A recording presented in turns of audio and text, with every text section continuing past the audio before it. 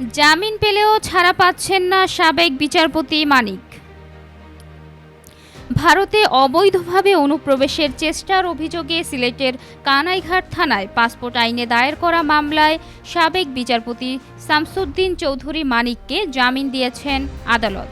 মঙ্গলবার 17 সেপ্টেম্বর সকাল 9:30টার দিকে শুনানি শেষে আদালতে তার জামিন মঞ্জুর করেন। তবে এই মামলায় জামিন পেলেও এখনও মুক্তি পাচ্ছেন না সাবেক এই বিচারপতি। তার নামে রাজধানীতে আরও মামলা থাকায় তাকে ঢাকায় আনা হবে। সিলেট আদালতের পুলিশ পরিদর্শক জামশেদ আলম বিষয়টি নিশ্চিত করেছেন।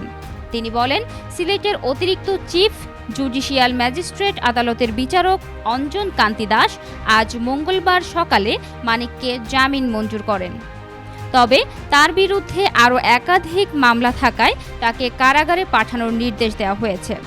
এর আগে 23 আগস্ট রাতে সিলেটের কানাইঘাট উপজেলার ডোনা সীমান্ত দিয়ে ভারতে পালিয়ে যাওয়ার সময় শামসুদ্দিন চৌধুরী মানিককে একটি জঙ্গল থেকে স্থানীয় কয়েকজন যুবকের সহায়তায় আটক করে বর্ডার গার্ড বাংলাদেশ।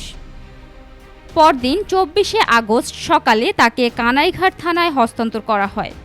পুলিশ তাকে 54 ধারায় গ্রেফতার দেখিয়ে আদালতে হাজির করেন।